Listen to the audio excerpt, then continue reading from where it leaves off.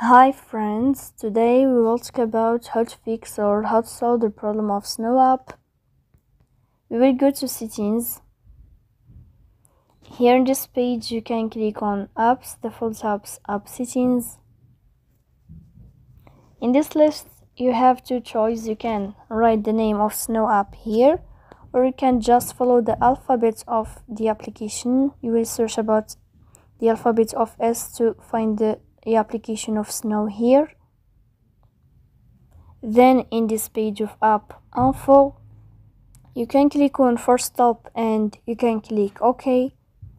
Here you can go, or you will go to storage. After that you will click on clear cache.